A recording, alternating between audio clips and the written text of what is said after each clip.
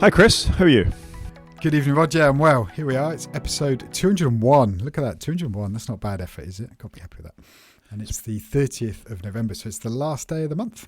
It is, and I'm going to take it to task because it's good afternoon, not good evening, but there we go. It is good afternoon. You're right. I think I just feel tired, so I'm wishing the day away. It's been a long day. Haven't you got some Formula One thing to go and watch? That's going to make your day even longer. That's my thing of the week, so we'll get to that at the end of the show, I reckon. Okay, fair enough. I won't ask too many questions about that then. Weather. What's the weather? Come on. We always have a weather check-in. It's mostly okay, I got to say. The sun's been out. I was sat in my living room this morning and the sun was reflecting off the water and coming straight through my window. But then we had a little rain shower, so it's okay. Sounds beautiful. Do you know what? We've got a little bit of sun here. It's looking all right. Have you looked at the long-range forecast for the UK? No. Snow. Oh. Yeah, I know. Really? Yeah. When? Well, like next weekend, they're saying snow. Man, I got loads of travel coming up. So, I don't want snow. So do I. I have to attend a funeral, unfortunately, this week. So I'm off to Scotland on Wednesday, which means I might be in amongst it. Sorry, mate. I'm sorry to hear that. That's all right. It's not a direct relative, but a very close friend of mine. Unfortunately, his father passed away. So I'm going to go up and show my respects and be around for the family and all that kind of stuff. It'd be a very small cog in what's a very terrible time for somebody. But yeah, I think it's a nice thing to go and do. It's the right thing to do, isn't it? It is the right thing to do. And, you know, I knew the gentleman reasonably well once upon a time, and it's just these things are sad. But it does mean I've got a fair bit of travel coming up. Yeah, you live a long way away from Scotland. I do live a long way away from Scotland, so yeah, we'll see how that goes. Once again, I get to drag my electric car north of the wall. So yeah, fair play to you. That is a good effort. Sorry for listeners, you may have heard my fan kick in that heats the shed. I've just turned that off. Yeah, we can't be having any heat in your shed. You've got to suffer, Chris. Hopefully it's warm enough. It's 21 degrees. I'm hoping it's going to see us through. I hope it will. Should we do some follow-up? Yeah, let's do it. Let's dive into it. First up then, and I will say from the top, and this is a recurring theme this year, we've struggled for stories this week a little bit. Not to put too much of a dampener on the podcast, I think we found some good ones, but it's definitely been quieter, and it's Thanksgiving weekend, of course, in the United States, so that doesn't help. But I do think that's the theme of 25 from a tech perspective. And I've said it quite a lot in the show, I think. It's just there's not been really anything that exciting this year. Apple's big redesign wasn't very exciting. The hardware has been very good, but not overly exciting. The Switch 2, good, but very iterative. And it's quite interesting talking to my children for Christmas. Like, there's not really a lot of tech they're after, and they're quite tech-orientated teenagers because there's just not that much out there. My son really doesn't know what to want. He's 12. And he was like, should I get a Switch 2? I'm not sure. Quite fancy one. Not that bothered. And he keeps you flip-flopping. And it's really interesting because at their age, I was super into tech. And obviously when we were 12 and 14, tech was moving at quite a pace. Whereas now the tech is so good. It just feels like everything's slowed down this year. But maybe we'll get into January and there'll be some huge announcement and they'll be like, whoa, I didn't see that coming. Yeah, I got to say, I mean, we'll do our usual hopes for the year, I think, one of these episodes in December. And I think high amongst mine is this very cheap MacBook that's sort of promised. I think could be a bit of a game changer when it comes to these things. However, what's in front of us for now are the EU apparently thinking Apple Maps may be big enough to be considered a DMA gatekeeper. This is quite an interesting sort of turn. I mean, I always think of Google Maps are what most people use. But I know you've said repeatedly that your default is Apple Maps. So I got into Apple Maps when I had my BMW because Apple Maps would appear in the cluster, I guess, the digital cluster, whereas the other maps like Waze wouldn't until very late on. About that point, I got rid of that car.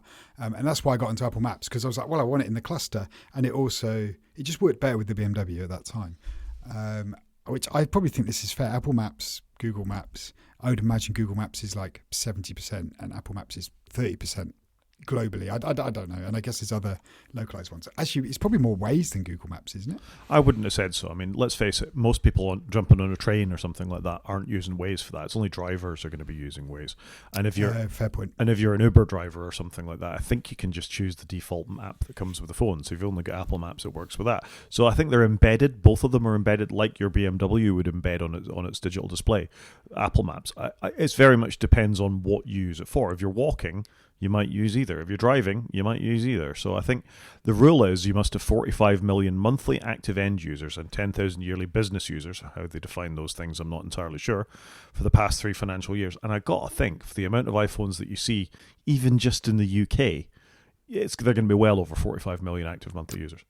I'd have said so. I use Apple Maps a lot. I think it's pretty good. I'm very comfortable with it. I think it's actually one of their better apps because they do iterate on it year over year, unlike Apple Music. I think it's good enough. What's particularly interests me about this story is it's not only Maps, this applies to other Apple products as well, which we've already seen with Messages wasn't considered large enough. The App Store was considered large enough, but this also includes ads. And one of the recent stories was ads are going to be part of Apple Maps going forward. And you may not be familiar with this because you're not a Waze user or a Google Maps user. As Waze particularly, when you roll up at a set of traffic lights and stop, you'll get an advert for a nearby business, like go to Starbucks, go to KFC, go to that kind of thing, within the actual mapping. So if this is the kind of thing Apple are talking about adding to their maps as well, and ads are also part of this is an interesting development. Oh, that now you've told me that about Waze, that would really annoy me. I think I did comment a few months ago now. I was with a friend. He had Waze in his car. Waze is very needy when you're driving. Acknowledge this. Like there's a car park, you're at traffic lights, there's roadworks. And to be fair to Apple Maps, nobody reports anything in it. So it never really wants your attention, which is actually, I think, quite good in many ways, because it just felt like Waze wanted you to interact with it way more than what it should. Sure, but it's a double-edged sword, isn't it? The fact that when you're using Waze, or actually because I have Google Maps in my Volvo, when you're using them, those alerts are incredibly useful. The fact that you'll suddenly get vehicles stopped in lane, within the next whatever distance it is, instantly, that is incredibly useful to you as a driver. Yeah, I would concur with that. Less so when it's like there's a car parked up on the hard shoulder, it's a non-event. But I agree with you in lane and stuff, and massive potholes as well. Massive potholes, police on the police spotted nearby, vehicles, roadworks have just popped up. All that kind of stuff is very real time because of the amount of people that use Waze and Google Maps. And you can report these things in Apple Maps. It's just even more awkward to do so. So I think it's a double. And the ads thing, it's not when you're in motion. When you're actually stopped at a set of traffic lights, it's fine. It's not a big deal. It doesn't drive you that crazy. If Apple do a sensitive implementation of it, I'm kind of all right with it. But the longer term effect of this is, A, what impact does it have on the app? And ultimately, how much interest will the EU have in them for being a gatekeeper app? Yeah, that's true. And what we don't want is the app doesn't get developed or moved on in those regions because Apple can't be bothered to deal with the DMA in the EU. Yeah. I mean, it's interesting the company has responded to this, that it said Maps has very limited usage in the EU compared to its competitors, and Apple Ads isn't a major player. That may be fair. I'm not sure Apple Ads is a major player, or at least it's a very poor one. But is that going to change? Because like you said, there's talk of way more ads coming into Apple Maps, which I'm annoyed Apple are going this way because I always thought their premium was they weren't like the others, but they seem to be turned into the others to drive that service revenue. Yeah, they very much are. Somebody else that we've talked about recently is Rivian. They've obviously announced a new e-bike. I think you and I both quite liked it for being a little bit different. You power the motor, not the wheels particularly, and then the motor powers the wheels.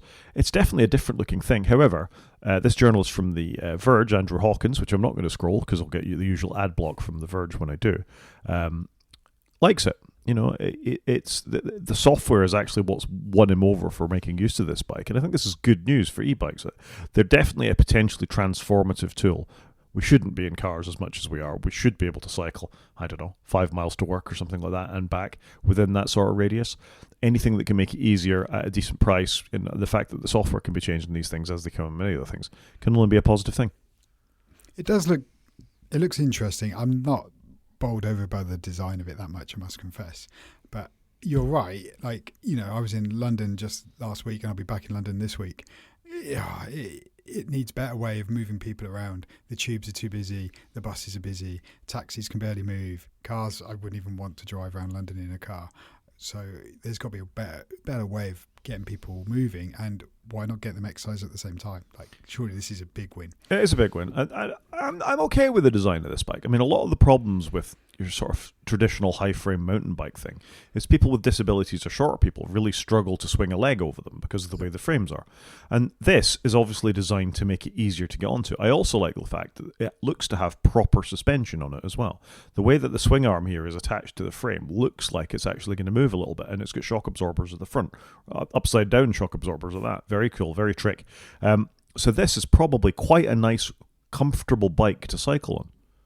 It's just a big square bit, isn't it? Where the pedals are, just looks weird for a bike. But I kind of get it. I think they're doing something different, and why not? Yeah, and fair enough. I mean, the cars look a little bit different. The trucks look a little bit different. Anyway, I am curious to see if they come in the UK, because the R1S, no, that's the R1T and S were the previous ones. There's a smaller Rivian 2, and that might be better for European and UK roads. Right, okay. Yeah, I haven't got my eye on it at the moment, but yeah, you're right. Yeah. So, worth keeping an eye on, these sort of personal mobility things. Do you want to tell us what Epic and Valve are up to? Well, I'm guessing Epic's up to using lots of AI, and Valve, the people who run the Steam store, they have their games disclose whether they've got AI in them, and Epic want to stop this because I'm guessing Epic are writing all their games with a bit of generative AI, and I wouldn't be surprised if more games do it. I don't understand. I don't really get why this is a big issue. If you're using generative AI, just say it. I'm using generative AI, but the game's amazing, so it doesn't matter. And if you're not using it, lean into it. Look, this is handcrafted, it's an artisanal game. Lean into it would be my view.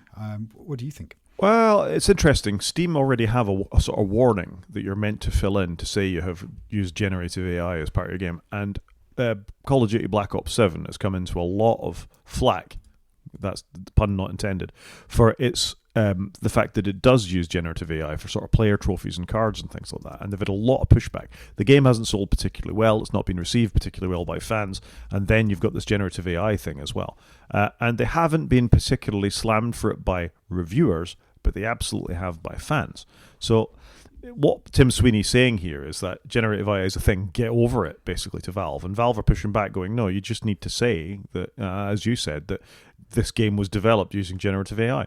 And I think it's fair enough you should be explicit and honest with your users. If you want that carefully crafted, handmade as much as possible these days game, you should be proud of that. It's a selling point, actually, for many people who don't want to see increasing amounts of generative AI slop. Speaking of which, I went to the cinema. We'll talk about that in a little bit. Have you seen the Coca-Cola advert, this year's Coca-Cola advert? No, I've not really seen any adverts, I don't think. I'm surprised. I don't watch a lot of television, but I presume it's on television as well. It's the usual holidays are coming and shows the, okay. that. I know the kind of advert you mean. It's full of generative AI slop. It's horrible. Oh, okay. Oh, it seems to be the way we're going. But I guess this is the point, though. As the years progress, we're going to have more slop, aren't we? Because that's just the world we live in now, where you're going to have more generative AI because games are getting bigger and bigger and bigger and bigger, and companies are, studios are struggling to make money, and therefore surely this is their way of bridging the gap between cost and massive games is to procedurally generate stuff with AI. Okay, I mean you could be setting yourself up for a fall at the same time, though, couldn't you? Because it's a bit self-feeding. I mean, for example, I learned the other day that NVIDIA loaned OpenAI $500 million or something like that to purchase its own graphics cards. Isn't that a bit circular, though? Because you're giving them money to buy your thing. I mean, it's some very creative accounting going on at the very low levels of this generative AI stuff. If you're putting it in your games and you're making, and we already seen Microsoft saying 30% of their code or something is going to be generative. If and when the bubble bursts, your dependency on this technology is going to be vast, and you're not going to have skilled people to do it. So you're just setting yourselves up for a fall. I genuinely think so. Yeah, I agree with you. Sorry, I was just trying to think about that. Hang on, you got a couple of comments in there. One, NVIDIA loaned OpenAI X number of dollars to buy NVIDIA's gear. Surely that's cooking your own books because you're paying for your own sales. I don't know how that happens for especially a publicly listed company. Creative accounting. Exceptionally creative. You could imagine the CFO giving himself a round of applause as he's like, I've just backed my own horse. Like, this is fantastic. So there's that one. What was the other point we just made? That's completely blown my mind. About generative AI writing code for people and de-skilling. I get this in that I've used a little bit of it just when I'm messing around with my own projects, right? I'm checking code, I'm asking for things. Often it gives me code that doesn't work, and then you go, this code doesn't work, and they're like, oh yeah, we just correct that for you. It's like, well, how have you given me code that doesn't work? And I do worry that people like really in-depth programmers are going to become fewer and fewer and far further between as we rely more upon these tools. It is a big concern. So and I don't. I wonder. Is a regular programmer today going to have the worth of like a Fortran programmer today in 10 years' time? Because regular programmers are just going to go by the wayside. But at some point, when we want to do new and exciting things, is generative AI going to be the right tool to do that? Is it going to be able to develop new things? I haven't seen it yet. It's not though, is it? Because that's not the way they work. They parse existing things to work with what's current. That's why they need a lot of documentation on the kind of programming models we've got. It's why we've got really good ones for C and JavaScript and Python and R and things like that, but less for Swift because there's less Swift code in the wild. Yeah, there is less Swift, and I like that I can code a little bit, but it's hard to keep up with all the new stuff, isn't it? I guess it is, and you understand why programmers would depend on it for a crutch. Anyway, we're a bit off topic. I've put in the show notes, and for those watching on YouTube, a Yahoo Finance article on the circular investments NVIDIA is making in these. So I didn't make this up. It's a thing. And to be fair, I got the number a little bit wrong. I think I said 500 million. It was actually 23.7 billion that they invested in OpenAI. Mind blowing. I'm sorry. I don't understand. And we already talked about how much OpenAI lost this year, right? Yeah. It's just crazy, isn't it? It's vast amounts of money. It's a Ponzi scheme, I'm beginning to think. But if the bubble does burst, it could be huge. It's going to affect more than just tech, isn't it? Because it feels like the 2008 dodgy AAA rated bonds or whatever it was. If you've watched, what's the film? The Big Short. The Big Short. It feels a bit like that, doesn't it? Like we've got this AAA NVIDIA that's actually backed up, like that's self-propelling itself. If you think the top 7 performing companies in the world at the moment are all United States tech firms, Facebook, Apple, Microsoft, OpenAI, they're all dependent on this stuff. When it goes wrong, it's going to go wrong for everyone because all the stocks, all the pension markets, all the ISAs, all that kind of stuff that are linked to the stock market are part of that. So we are talking, I wouldn't call it an extinction level event, but it's this is why everybody's so convinced that we've got to keep on this train, because when it goes bang, like these things generally do, we could be in a world of hurt. We can't afford for it to go bang. But is it sustainable? That's a very good question. How these companies lose so much money is just crazy, isn't it? I mean, it is still going, and I think you and I had said, this looks a bit dodgy by the end of this year. Maybe next year's prediction is all gone, or 2 years. But I don't see how it can be infinitely sustainable with this amount of loss, with this circular financing, with the amount of what it costs in data, water, power, servers. We've got a story in a minute about memory. It all has an impact. I think the problem is everybody's just borrowing from everybody else. Nobody owns anything anymore or is profitable anymore. It's just, everything's just held together with string and sticky tape. And that's a Ponzi scheme. And I'm going to change the subject and talk about... Yeah, we need to move on. Did you pick up your Apple sock thing? No, I did not. I am still very much a caseless kind of guy. Well, I think you've missed out here because they've stopped selling it would seem. It was very limited edition, Izumiyaki, and it may well be worth something. So even though it was only sold in 8 countries, it's now not selling in any of them. If you had your chance to get them, too bad. I'm all right with it. I think I'm all right with it. I'm not normally somebody to buy something to then sell it in the future. That's not. I buy something because I want it today. I genuinely don't understand this product. No, I concur with that statement. But I don't think you and I are in any sort of position to give people fashion advice anyway, are we? I mean, I'm not sure we're the target demographic for this, are we? Amongst our many skills, that's definitely not one. Agreed. Something else we talked about last week was there was another generation of Snapdragon chips coming to computers. We talked about how Microsoft were beginning to support it, and there was a gaming technology as part of their Rosetta equivalent Prism, is it? I think it's called their Rosetta equivalent translation technology. So this all seemed very good, but immediately then we have bad news in that Tuxedo Computers, who are a major manufacturer of Linux-specific laptops and desktops, have gone off the ARM Snapdragon chip because they just can't get driver support from Qualcomm to be able to write all the firmware to be able to cope with all the sort of changes in it, software translation things from ARM to Intel. So this is bad when manufacturers actually decide it's too much hassle. And Tuxedo they're a reseller in one sense. They buy Medion computers and things like that from the Chinese market, do some changes to them and put their own badges on them. But they're well-regarded computers. They're not quite Framework or Apple sort of level or Lenovo level, but they're actually quite well regarded in the Linux world, and they always have good support for all the programs that you're going to want to run in Fedora or Ubuntu or one of these things. But they've given up after sort of 9 to 11 months of trying to develop Linux on ARM. They just say it's too much effort and they've stopped. That's such a shame, isn't it? Because it really feels like this is ARM's moment, does it not? It does, but ARM isn't the only horse in this, is it? AMD haven't gone away. And you've got RISC-V chips, as we've talked about a couple of times as well, which are more or less an open source implementation of this kind of stuff. I think that licensing deals for ARM are a bit egregious, actually. Apple sort of absorbing them and the rest of it. Qualcomm obviously absorbing them, but you do have to pay, is it the ARM Foundation, whoever the original sort of progenitors of ARM are, a sort of licensing fee for doing this. So it could be that in itself leads to closed source firmware. And we see it actually in Apple land, that M1 and M2 chips are supported on Linux through the developers' efforts, but we've seen no progress on M3 or M4. You can still only run up to M2 on Linux, and we've had M5s. So that sort of changes in firmware really impact ARM developers trying to make other operating systems run. And if you think, we've talked before about, never mind consumer stuff around trying to run Linux in the desktop, a lot of the world's server operating systems run in Linux. This is potentially quite impactful for ARM and the server. Yeah, it's interesting because it felt like all roads lead to ARM, but not in this scenario with Tuxedo Computers. So I'm a little surprised by that, because it must be really hard if they're doing that. Because certainly back in the late 90s, all roads led to the Intel 86 chipset. And for quite a long time there afterwards, for like the next 20 years, from sort of 95 to 2015. And then really the ARM instruction set's taken over. And here we are 10 years into that. So I'm surprised to hear this. Yeah, it's...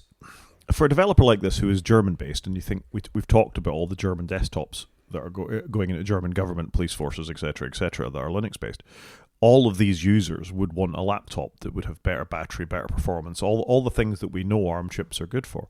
So it must be quite upsetting to them to give up on it, because presumably they're not a massive company. They'll have put some developer resource, technical resource into this, and it's not paid off for them. So it's a shame. Yeah, I agree with that. Sadly, I think it is a shame, but maybe they'll come back to it, in 12 months. Maybe they will. As it's the Thanksgiving weekend, we've had a Black Friday, and I presume we're going to have a Cyber Monday. Did you buy anything at all on Black Friday? Sorry, I'm searching deep in my mind. I haven't yet. I was half debating a pair of AirPods Pro 3, because if you buy them on apple.com, they give you a 40 quid gift voucher, which makes them about 180 quid. So that's £40 off, which seems okay. And that 40 quid for me will pay for 1 month of my Apple One, basically, because they give me a gift card. So that's the only thing I've been tempted with. I've been trying to chivvy my kids along, because if they want me to order anything for Christmas for them, I would like to get it by close play tomorrow. Feels like a lot of places are doing, just like Amazon did a 2-week Black Friday event, and a lot of places are basically doing Friday to Monday night as one event. Rather than having a Black Friday and a Cyber Monday, I think companies are trying to stretch it out a bit, so they're not just rammed in a very short period of time, and they're spacing it out. How about you? Nothing tech related. I bought shoes and socks and stuff like that. Oh, I tell a lie. I did actually buy one thing Black Friday related. I bought a new Ubiquiti Unify router. There was me thinking I'm teeing you up because I knew what you bought, and you just massively disappointed me for a second. But then, thankfully, my brain actually worked. No, I bought a new Dream Router 7, which is a Wi-Fi 7 device that's also a Unify management controller. It does all the video stuff, all the security stuff. It can do door access and all that kind of stuff, as well as being the fundamental operating system. Oh, and the NAS stuff as well. But being the fundamental operating system for running multiple Unify devices. It's a 3.5 gigs IPS switch, so it can take up to 3.5 gigs inbound internet, which is quite impressive for a little device. It has 4 2.5 gigabit Ethernet ports on the back, one of which is PoE, and 1 10 gigabits per second WAN port on the back of it as well. So it's quite a significant device, as well as being a Wi-Fi 7 router. Yeah, so you and I have been having back and forth on Unify because I was like, I'm thinking about upgrading. I haven't quite got my head into it. I'm yo-yoing, but I haven't bought anything yet. But you were lucky to get this because this was in their Black Friday deal, and then they basically went, we sold out. They didn't even take further back orders, did they? They just said, sold out, done. But that device, for the money involved and for what it does, and probably quite a great device for a lot of people that just need one Wi-Fi device to do their whole house, because it feels like you get Wi-Fi 7, which most new iPhones support, whereas most Macs are still on 6E, which is the previous standard. But you're also getting multi-gigabit LAN ports on it. Like, it just sounds like a great device for somebody that just needs one device to do everything. Yeah, it exactly was. It was 212 quid. It was 40 quid off, I think, once we added in the VAT as well. So it's a really great, if you want to get into the Unify ecosystem, it's a great place to start. If you're running a business or a small medium enterprise, you need one of the more dedicated switches and switched routers that they've got. But this is just a nice little R2D2 shaped device that you can bung in the corner of your room, and you've got Wi-Fi 7 just like that. And it will expand, up to I think 30 other Unify devices. So even though it's quite a small device, it's quite a powerful one, quite a performant one. And I had one of these. I had the original Dream router, which was a Wi-Fi 5 device. It's that old. I think I bought it in 2019. It was my original entry to the Unify Ubiquiti ecosystem. It's a really good device. I'm very pleased with it. Yeah, so I'm giving it the side eye at the moment. It's just, for me to transition, I'm just trying to, like I say, work out the jump. But the device you bought looks fantastic. And as a nice place to start, if you need to mesh together a couple of devices, or you want one PoE port to power another Unify, one of their wireless access points, this at least has one port on it. So you could immediately expand this into something else, connect to an existing switch. You don't need to jump in. So as a relatively cheap-ish jumping off point into the Unify ecosystem, I think it's a good place to start. No, I think so. And yeah, I've got to work out what I'm going to do, I think. But it does look good. Their whole stuff looks great. And they've got such a great name. They're just well respected, aren't they, by lots of people. And I'm curious to dip my toe. Ubiquiti curious. Should we do some news? Let's do it. So first up, and we sort of touched on this in one of the last stories about RAM prices being out of control. They totally are. They're so out of control that in America, at least, they're claiming that they're selling like lobster, i.e. new prices every day, depending on how it's going up and down. So it's not just a X amount of pounds or dollars for 32 gigs of DDR5 RAM or something. It's fluctuating on a daily basis as you go to sell it. And what's driving this is, of course, server farms and AI. We've been through this. Not just Apple and iPhones, but server farms and AI. Server farms and AI. So we're through the GPU side. Nvidia have got their money. Everybody's sitting with nice GPUs in their data centers. What they're lacking now is RAM, because a lot of the higher end modules need lots and lots of RAM. So this is what's going. Lots of things are being affected by this. In fact, the speculation as to the Steam machine that we've been talking about the last few weeks, the reason they haven't announced the prices for that is because of this volatility in RAM pricing. Yeah, I guess that makes it quite hard. I mean, it reminds me back in late 90s when I'd be buying a RAM for something, like you'd be waiting for the tier above to drop down to a price that you could afford, and you would you'd have computer magazines and you'd be looking line by line for the spec you wanted and hopefully hitting the price. But wow, I didn't realize it had got this bad. But I wonder how Apple will deal with this. I guess Apple have got enough pre-built margin that they can absorb some fluctuation. Yeah, but you think they've already absorbed the tariffs that Trump put on a lot of these products this year. That hasn't been as scary as we thought, has it, the whole tariff for Apple piece? Well, because everybody stood up to them, and Apple, bent the knee, didn't they, and gave lots of money and a nice gold trophy. But there's quite a nice quote in this Verge article. 3 months ago yesterday, I bought 32 gigs of RAM for my gaming PC, and that price for that exact kit has more than tripled since then, so in 3 months. It now costs $300 more, so it's up to $440 from $130. That's quite an increase. That's crazy, isn't it? How is that right? So if you needed RAM, you should have bought it 3 months ago. But how do you know? I'm feeling pretty good about the 32 gigs of RAM in my framework laptop, I got to say.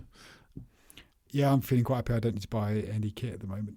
Yeah, and it will be interesting to see how Apple tend to buy in advance, don't they? So they've probably missed a lot of this, but if it stays volatile, your next Mac could be a bit more expensive. Or have they got enough ring fence that they can avoid this and then start buying again when it drops? Yeah. It's tricky. But then we know Apple already charges this level for their RAM anyway, so maybe they can just absorb the overhead. It's crazy. It's quite a job to buy RAM at this scale, I would imagine. It really is. Moving on, I hope Airbus have got their software updated. Actually, according to this story, they haven't. We've talked before about 747s needing floppy disks to update their software on board. This is apparently a major thing affecting all Airbus A320s. It takes about 2 hours to issue the patch. It's a bit crazy. It's crazy in my mind that you go along and you update the software firmware on an airplane. I guess it makes sense. Things change all the time, but A320 is potentially out of action. It could be affecting up to 13,000 passengers in Japan, for example.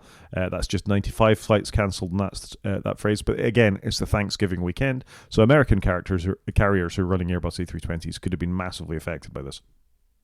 Wow. I couldn't believe it when this came out. And I mean, we did have a spate not that long ago when it was Boeing that were the ones really struggling. And it feels like it's Airbus's turn.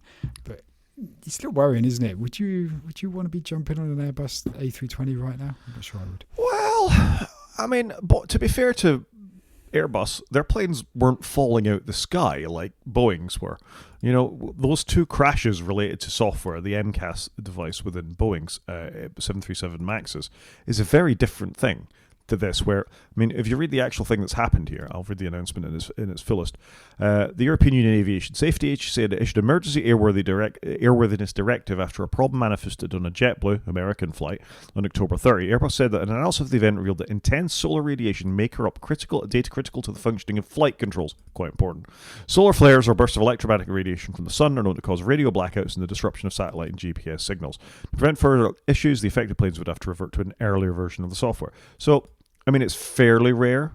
It's not like it was a known problem that Boeing knew when they shoved the planes out of the door. Again, I'd rather not fly in a plane that you lost access to flight controls if you have a solar flare, and they're doing something about it. I think the pain of a 2-hour patch with plane out of cycle is the right thing to do, though.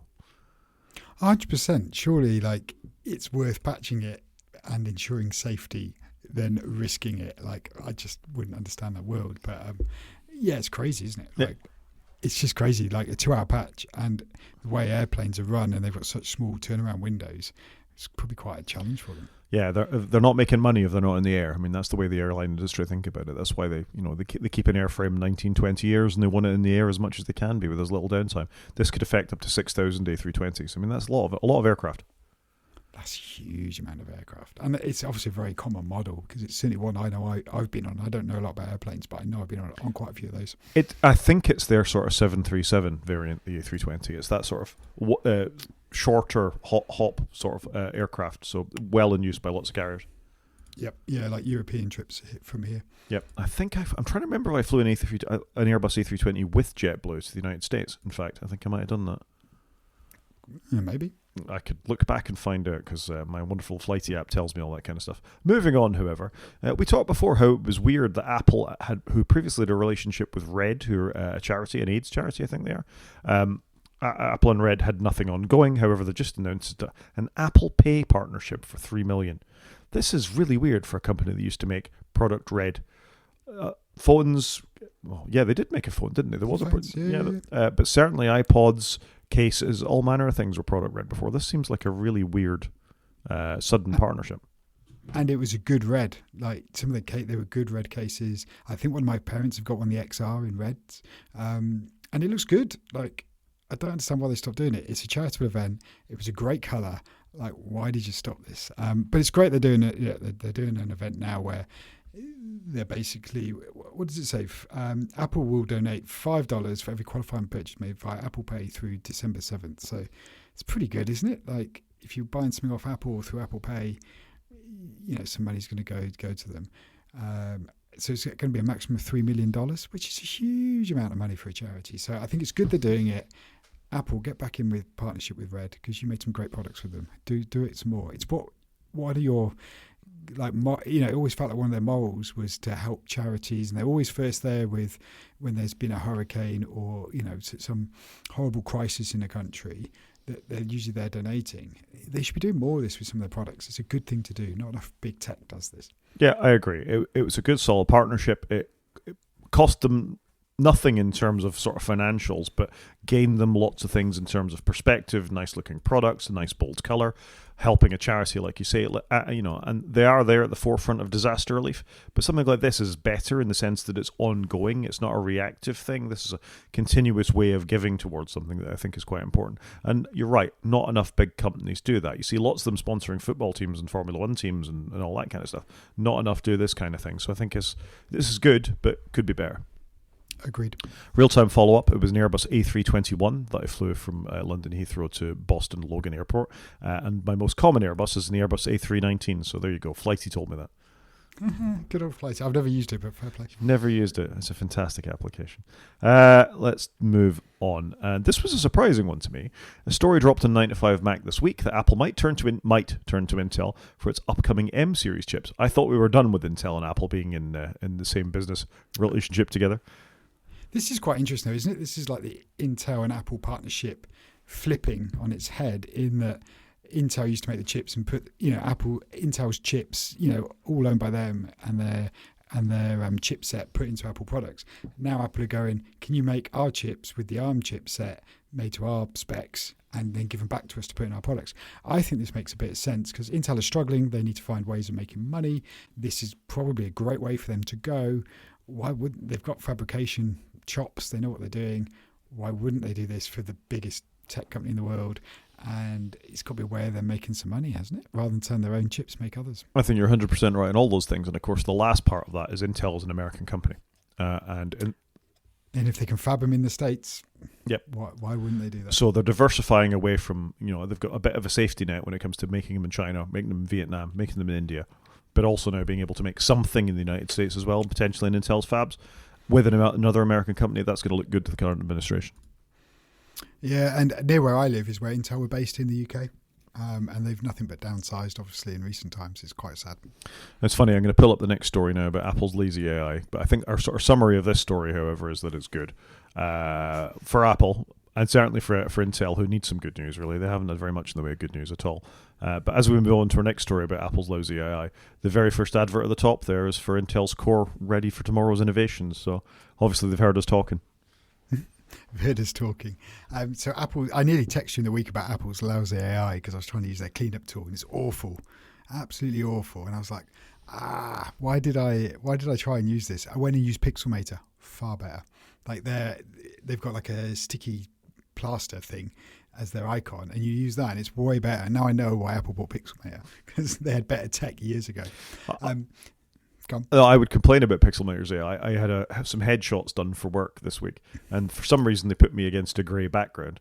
And I wanted to take the background out. Pixelmator couldn't distinguish between my hair and the grey background, and I just lost all my hair. So I just, like, the top of my head was see-through. So not that great. Did you look more like me? I just looked like I had a very oddly shaped head. A bit like me then.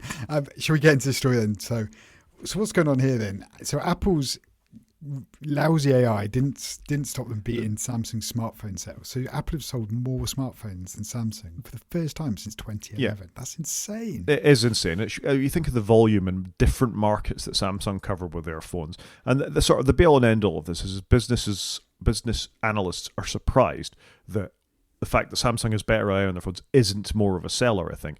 But this also looks at the second-hand market as well. So if you think, what is it? It's only iPhone 16 and above, 15 and above? 15 and above. Pro. 15 Pro and above actually support Apple Intelligence, and frankly are not missing much. But as you've just said with the Siri thing there, it's not been that good anyway. And I think consumers are used to that now. Everybody knows Siri is garbage, or you know exactly what you can use it for. So if I tell it to turn on the lights, it'll work 99% of the time. If I ask it to play a song for me, it'll work 70% of the time. If I ask it to write a text out for me, it'll get it right about 10% of the time. But I'm aware of that. I know its limitations. I don't expect it to improve. And I think anybody buying a second-hand Apple iPhone isn't buying it for that anyway. And you're probably not buying a Samsung device as a second-hand user for that either. What you want is something fairly reliable that you can text your mates on, scroll your Instagram, send your pictures to your mates. That's it. People are buying, I think the majority of people buy phones for the screen and the cameras. That's 90% of what you're buying the phone for. We all thought Apple's AI only running on the 15 Pro and knew it was that's really bad. People are going to be missing out. It turns out Apple's AI effort was a complete non-event. Yeah, it was. And last story in the news, you and I have bemoaned Apple News a few times, I think it's fair to say, and obviously we're not the only ones that are feeling the love, because CNN just pulled out of being an Apple News partner. I think Apple News has just really struggled. It's not a great app. It's a great idea, but it's just poorly done. And they're trying to mix News and News Plus in one, and it just doesn't work. So I'm not surprised that CNN's pulled out. We don't get that many additions to it. It's obviously not the place to be. No, and I think it's just, there's no point in rehashing it. It's not a great application. It doesn't integrate very well with anything else going on. We criticized Google for many years for its, I forget the exact acronym, but it AMP, Google AMP things that would always lead you back to Google's things and put the tracking cookies into it. When you send people Apple News links, they don't work very well. They're not very shareable. And then you've got this sort of churn with who's on there and what stories you can see in its recommendation engine and its advertising. And it's subpar. Agreed. I think that is it for the news, unless we missed something. Should we do a car corner? I've just got a very brief one on Car Corner. I think I've bemoaned to you in private, but my iPhone 17 Pro and wireless CarPlay on some of my cars, it's really flaky, and I've had to go back to using a cable, and I'm not the only one. But nothing seems to be addressing it. This was something they were meant to fix in 26.01, but it's just shocking. Like CarPlay for me has been solid since about 2017 when I had wireless CarPlay, my first wireless CarPlay car. And all of a sudden, it's just been really unreliable. And I used to use my previous iPhone 15 in that car, and it was fine. So there's something going on with whatever they've done, either with the OS or the chip in my phone that's doing this. And I've not even got I have got the new Apple M1 chip, and I wonder if it's that. Because for whatever reason, it just forgets it and then can't re-find it again. It's just very bizarre. So is yours an aftermarket head unit? May well be. Right. Just my flavour from reading the comments on the link that you've sent here is that official ones don't seem to suffer from it, but it's ones that may not have had their firmware upgraded recently. Can you upgrade the firmware on your aftermarket head unit? On some you can, like on some of the little USB sticks that take wired and make it wireless, yes. On this particular one I can't, but it just seems strange to me that it worked fine with my 15 Pro, and not one issue. And then all of a sudden the 17, it's been an issue. And I was running the same iOS because I ran the beta on both phones. I mean, it is interesting that my kids have wired CarPlay in their Golf. So it's a 2019 Golf, maybe a 2018 Golf. So it does have CarPlay, but it's wired CarPlay, and it's USB-A at that. So I bought one of those 20 quid dongles from Amazon to turn into wireless. If there was issues with it, I would hear about it, believe me, because they're not backwards and coming forwards with this kind of stuff. So it's clearly still working on older iPhones. Yeah, and I have that dongle in one of my cars, and it's fine. And in my other car, I've got a different head unit, and it's just not working at all. It's really bizarre. But infuriating, because the whole reason I put the CarPlay in there was so I can have maps and have it really convenient. Anyway, I've gone back to using cable. It's fine. Well, at least you've got a workaround. Media? Let's do it. So I've been on a bit of a film kick this week. I've done pretty well, if I do say so myself. I have managed to watch all three Bourne films, Ultimatum, Identity, and Supremacy. Not quite in one hit. I did two one night and one the next. And it's just to say how absolutely terrific all three Bourne films are. I'm ignoring the fact there's two more. They don't exist as far as I'm concerned. There are only three Bourne films. They are the ones starring Matt Damon from 2002 to 2007, I think it was. And they're terrific. They were great films. I remember when the Bourne Identity came out. What a film. Fantastic. I was listening to a podcast about this just recently. I've been listening to a lot of film podcasts recently. It's such a great film.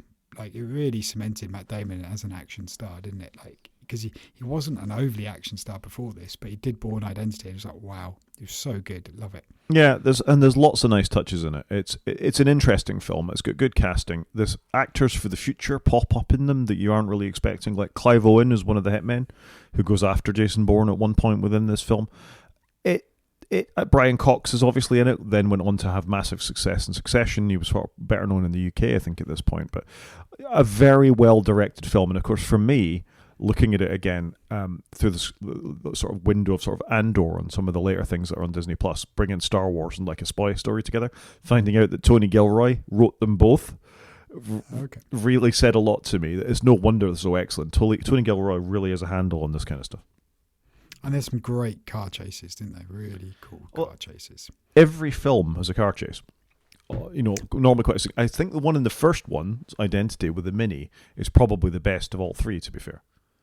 Really good, and apparently that was filmed not by the main director but predominantly by the second director, and apparently it's in Paris, I think, and they were saying that actually if you knew Paris and you watched the car chase, the chase makes no sense because obviously they picked streets based upon how they would come across on the camera, but it was just great, and it was great to see European cities as well. I think that really helped.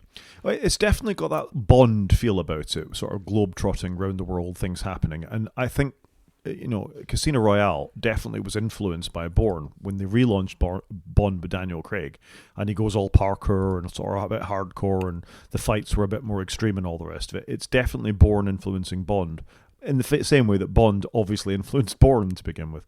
So yeah, terrific films. All of them over 90%. Well, I think they all deserve to be over 90% on Rotten Tomatoes. Only a Bourne Ultimatum actually is, but Bourne Supremacy is a better film than that. Bourne Identity, they should be in the 90s. Agreed. And actually, I think you've spurred me on. I was thinking about rewatching Identity. I think I might need to get on with that. You should get on with that. Carl Urban is, of course, in Bourne Supremacy, which he took me slightly by surprise. And Daniel Bruhl shows up in Bourne Ultimatum, who is now a much better known actor in Marvel. He's obviously in Hunt with Chris Hemsworth and things like that. He's a really good actor as well. I love when you list actors in films I've never heard of, and I think I'm usually doing all right, but I'm obviously not. Have you seen Hunt? No. And you're a Formula One fan? Oh, yeah, okay. Sorry, yes, I have seen that film a long time ago. So maybe watch it again. It's one of the few Formula One films, other than Senna, of course, that I really enjoy. Fair enough. No, Senna is a fantastic documentary film. Hunt I have seen, but yeah, a while ago. Sorry, I thought you'd talk about a more recent film. My mistake. No, Hunt. That's why I deliberately referenced it, because it had cars in it, and I know you like a bit of car action. Love cars. So anyway, that's it. Go out and watch the Bourne films if you haven't seen them already. And if you haven't seen them in 10 years, watch them again, because they still absolutely stand up. Yeah, no, agreed. I went something a bit more recent last night. I went to watch the new iteration of The Running Man, which I, unlike the critics on Rotten Tomatoes, thoroughly enjoyed. I thought it was a great little film that just romps along. First thing I've seen starring Glenn Powell in a sort of major role. Obviously, I knew he was in Top Gun Maverick and things like that. Twisters. Never seen it. The remake of Twister. Never seen it. The original's better. Never seen it. You never seen Twister? I have no interest in Twister.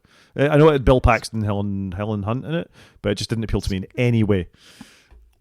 I think I liked it because I remember going to cinema with my older brother to go see it, and I didn't often go much. I was like the annoyingly younger brother got dragged along to the cinema once, and that's probably why I finally enjoy it. I'm curious to see The Running Man because I actually enjoyed the Arnie one, and I was curious to see what Edgar Wright, the director, has done with it. He's obviously the director of the Cornetto trilogy and Baby Driver, which I absolutely love. And I was just curious to see what his take was on it because I just love his style. I think he's got a really cool style. Yep. And Scott Pilgrim, of course, one of the coolest movies ever made. Of course. No, I think it's a good film. The critics only gave it 64%. The audience are much more generous at 79%. I'd call it a non-stop action thriller. That's what I'd call it. With a certain amount of humour, with a little bit of, commentary on the way society has gone. But that's not surprising. It's based on the Stephen King novel. The Stephen King novel is closer to this film than what the Arnie film was. Obviously, Arnie was at the height of his action success when they made the original Running Man film. This is closer to what Stephen King had in mind for a dystopian society ruled by corporations where the poor only get poorer and the rich only get richer. And I think that's probably not a million miles away from where we are at the moment. It's a good film. It's interesting if you know the character of Killian.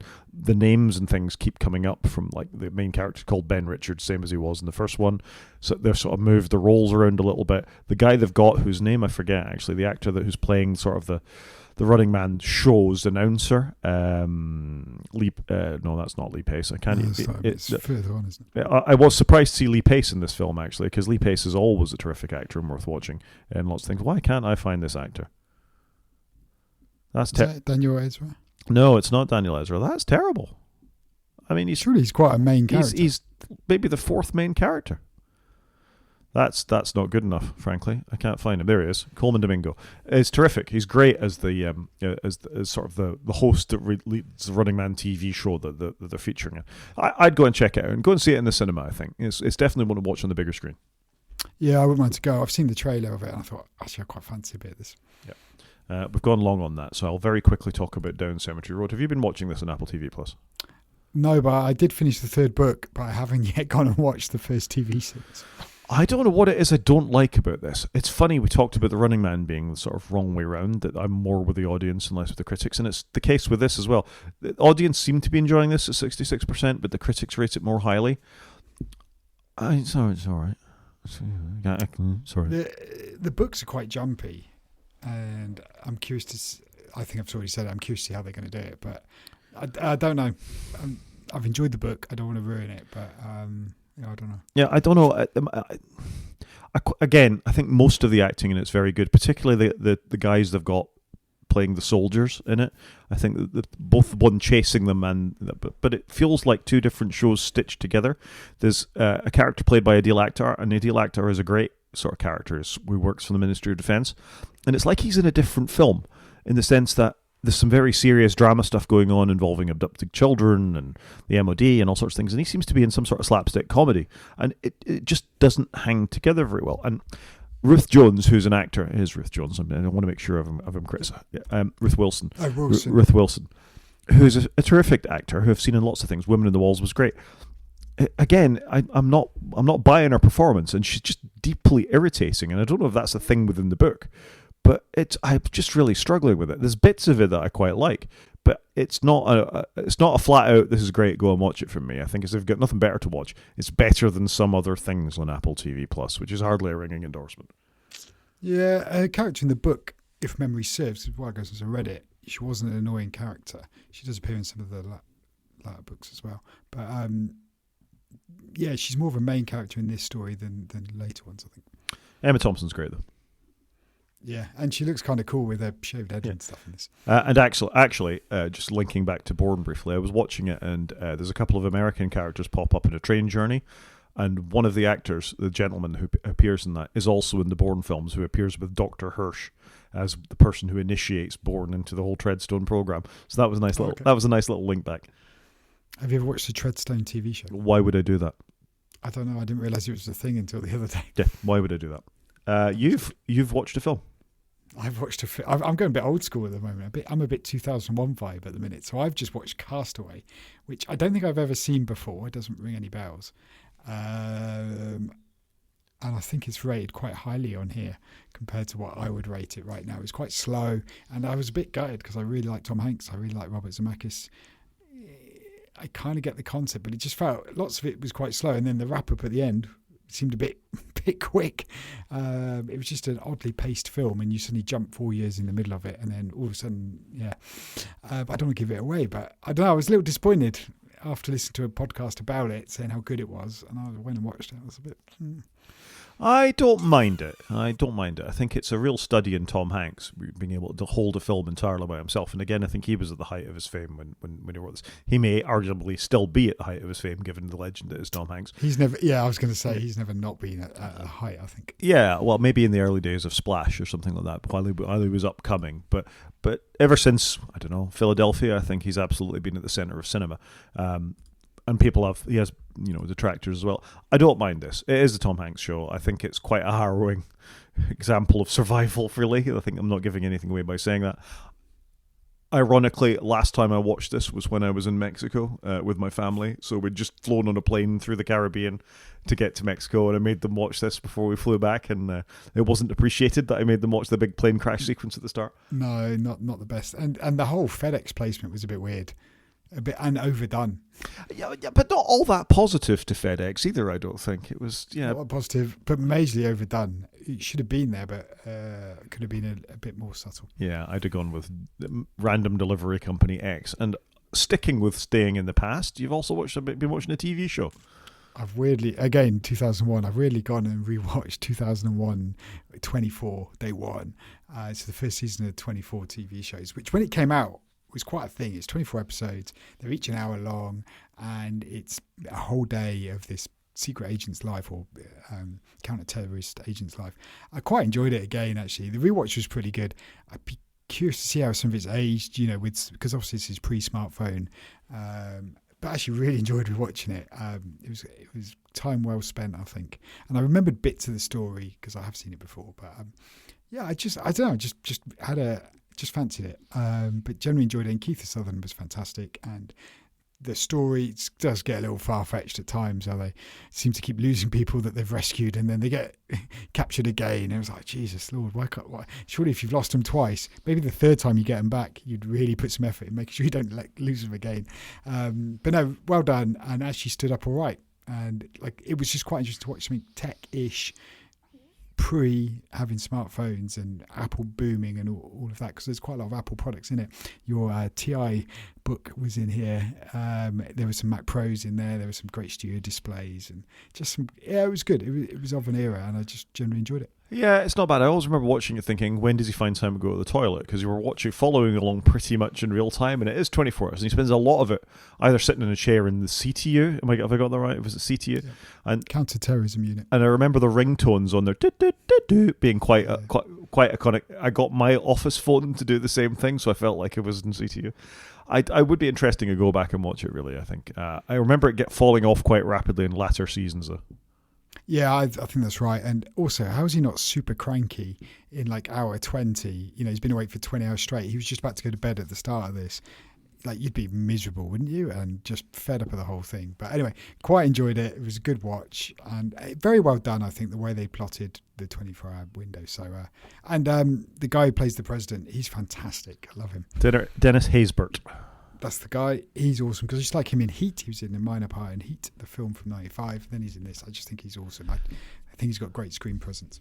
We talked about him being in Major League as well. The Ted Lasso inspiration. Oh yeah.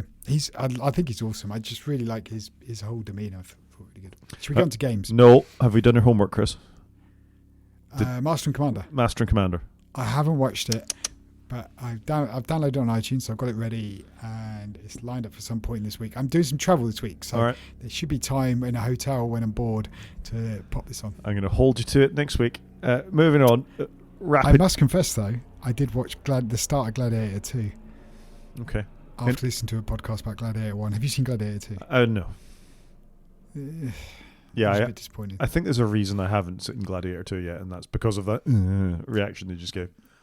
It was just all a bit. Pedro Pascal's in it, lots of CGI in it, and it was just a bit.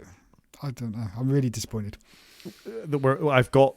We'll move on to games, but just on that, it was quite comforting watching the Bourne films and the car chases and knowing that it was all done in practical effects in the same way that the Blues Brothers was like 20 years before that. If there is something, there's a heft to more practical effects. I'm not saying it didn't have any special effects, but yeah, I think there's a balance to be had, and we're too far one way, aren't we, at the moment? And sometimes when you watch a slightly older film that's got some less CGI, more realistic stunts, it can be a bit more enjoyable. Totally. Games, which has been up on the screen for a while. This very, very rapidly in games. This one just caught my eye. It's by the team that made Time Splitters, an old Nintendo game, and GoldenEye, another old Nintendo game, are trying a Scrabble variant of Balatro, so that's got my attention immediately. I've played far too much Balatro. I refuse to even look at the time spent on my PlayStation and in Steam for how long I've spent playing Balatro. I like a bit of wordplay, so this has absolutely got my attention. It's called... Beyond Words. It's available as a demo now on Steam if you've got something that'll play it, like a Steam Deck or a Windows PC or any other sort of Linux-based thing that runs Steam. And I just think this looks quite interesting, and I downloaded the demo just before we had the podcast, and I'm quite keen to go and have a play with it. It does look cool. I, being quite dyslexic, I'm awful at word games. That's my problem. Anyway, I just like the look of this. There's a little YouTube video, and it's got upgrades. It's very Balatro, Slay the Spire, all that kind of stuff, right up my neck of the world. So I'm quite keen to go and have a go at that later. Yeah, I think my wife would like this game. There you go. And then last but not least, we've been talking about the new Steam machines that are incoming. If you wanted something like it right now, this caught my eye this week. Is not a Black Friday sale, but Minis Forum, who make tiny little PCs for servers, for AI applications, for all sorts of things. Quite a growing brand, really, certainly in the creator community and people who like to build their own server things at home and all the rest of it. The Minis Forum Atom Man G1 Pro, the well-named thing, is available now for £1,359, which for this kind of machine doesn't actually seem that bad when you look at the spec. It's got a Ryzen 9, it's got an RTX NVIDIA 5060 in it. That's a fairly serious graphics card. I think it's about as good as you can get. 2 SSD slots, so you can have up to 8 terabytes. DDR5 RAM, you can have up to 96 gigabytes. With 32 gigs RAM and a 1 terabyte is tested, it's £1,400. Now, I would hope the Steam machines come in cheaper than that, but that's a very powerful gaming PC in a small package. Looks a bit like a better PlayStation 5 because it's not got some stupid curve in it that makes no sense. Yeah, I would say if I was in the market for a gaming PC and I wanted integrated, I didn't want to separate a graphics chip, this is going to do you for 3 to 5 years, I think. Not bad at all. Yeah, no, it does look cool. And Wi-Fi 7, of course, unlike most of Apple's line. Weirdly, yeah. Shall we do a very rapid main show? Let's do it. So, I just thought we might have 5 minutes to think about where the Vision Pro is. You've tried one, I haven't. And this was spurred on by a video I watched from Becca Versace, who used to be a journalist at The Verge and has sort of spun out on her own. And she decided she was going to replace all of the screens in her life with a Vision Pro for a month, or at least a couple for a couple of weeks to try and do that. And it's a really interesting review, and I can skip this advert now and get on to Becca's thing. And she goes through, what am I replacing here? I'm replacing my monitor, I'm trying to replace my TV, I'm trying to replace my smartphone, the screens that you use in your life. And it's a very thoughtful, well-done review, but just made me reflect on, that's obviously possible to a certain degree, and not to spoil Becca's video, because I think, give a YouTuber a click and go off and watch it. Her screen one, her main display, didn't really do the job, even though she's an Apple user. She can use the Apple virtual display, I think it's called, where you can project a bigger version of the display you've got into the Vision Pro's space and then just use it like that. It was just not quite as sharp as what she wanted it to be, and I think that's a common complaint for people who try to use it, except Casey Liss. But then he, as he says himself, his eyes aren't maybe 100% of what other people see, and that seems to be a common thing, that if you're buying it to replace a big display, that's not a thing. Did you get to try this as part of your demo? No, the demo, I think Apple's demo is a bit rubbish because they just really handhold you to real basic stuff, whereas you kind of want to go, look, I've seen all this. Can I do the slightly pro demo of how does it work with my Mac? What's the practicalities like? And I know quite a bit about computers. I want to go a bit deeper. They don't really seem to do that.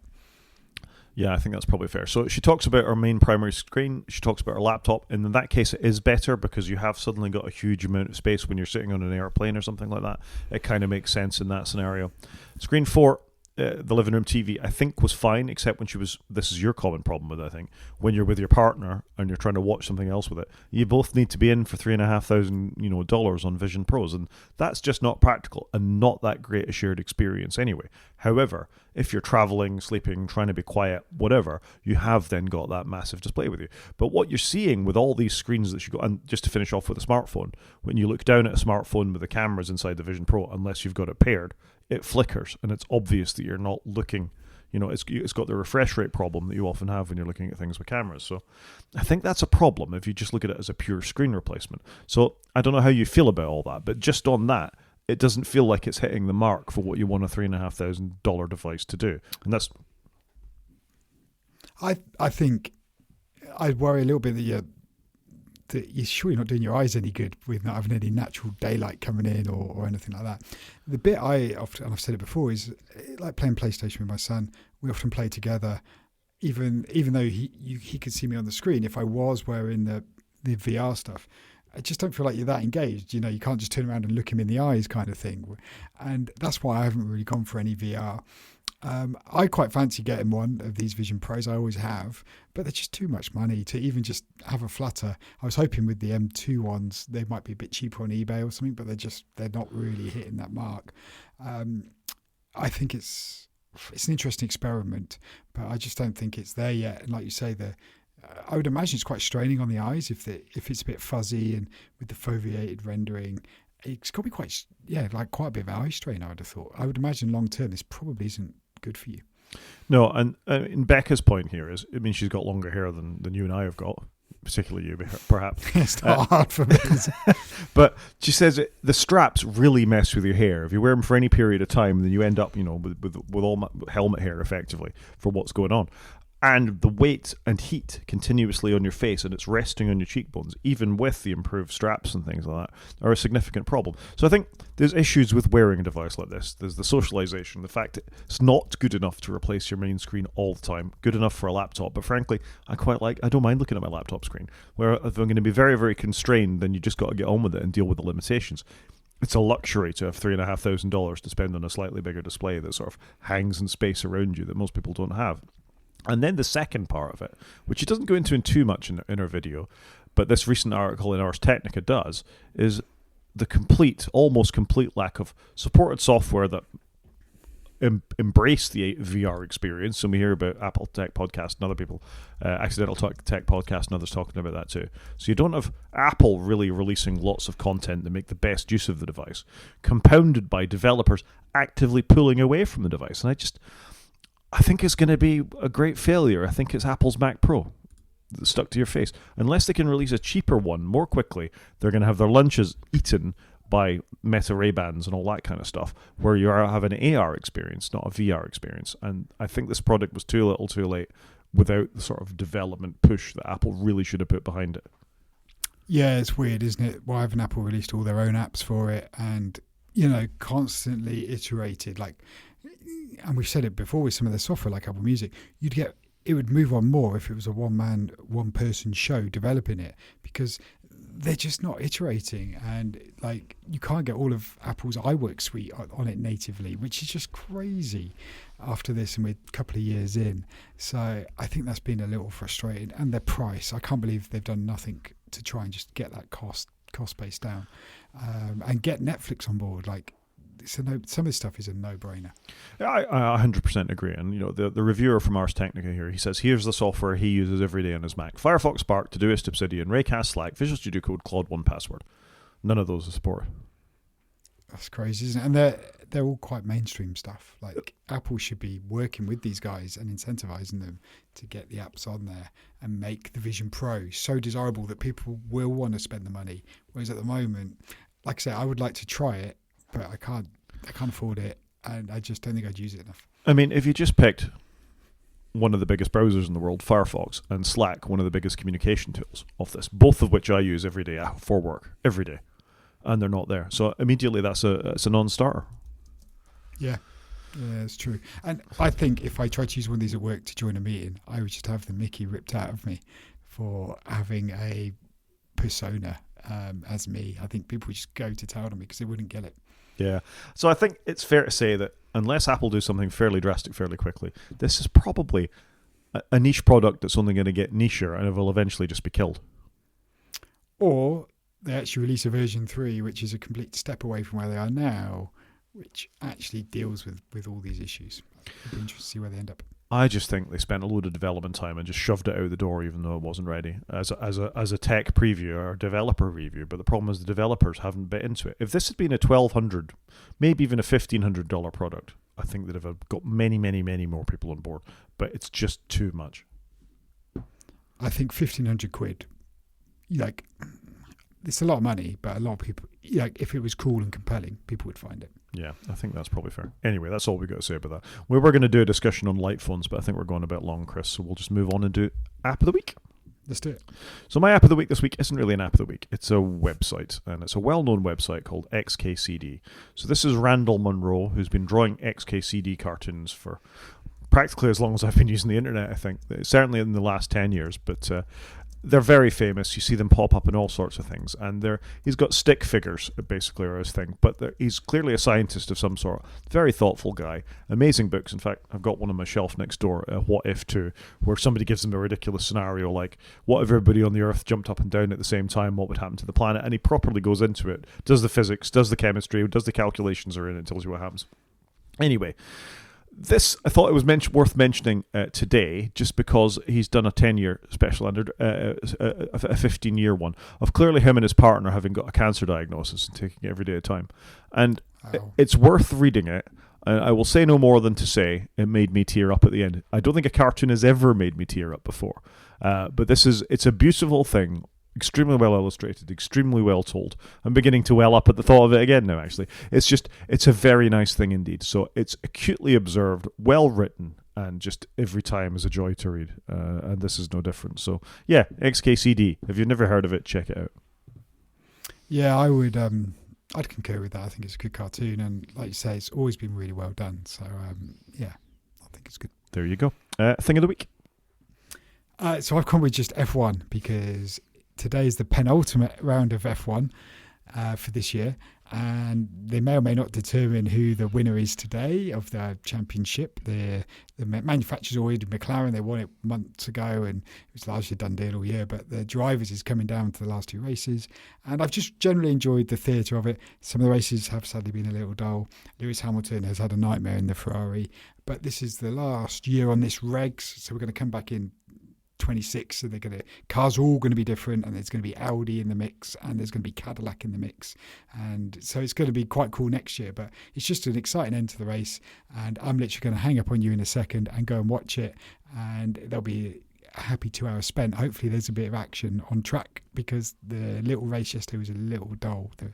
The problem with some of the cars and the tracks are they're just not suited for overtaking. Obviously, what you want to see is lots of overtaking, lots of excitement. But I've just enjoyed the machine that is Formula One this year. Fair enough. You should watch motorcycle racing, more overtaking. Yeah, I probably quite enjoy motorcycle racing. I just like racing, to be honest with you. Yep. I just love it. It might be my challenge next year is you and I can watch a race together. Oh, that sounds like a good challenge. My brother and I are trying to do an F1 abroad, so maybe you and I could do some form of MotoGP somewhere. Sounds like a plan. I think we call that a show, Chris. I think so. So if anyone wants to get in contact, Rod is at g5maniac at mastodon.scot. He's also on Blue Sky, where he's at g5maniac.bsky.social. I'm on Mastodon, and I'm at _CJP at mastodon.social. You can watch it on YouTube by going to our website and click on the YouTube link, or you can drop us an email at wakefromsleep@protonmail.com. Talk to you next week, Chris. Cheers, Rod.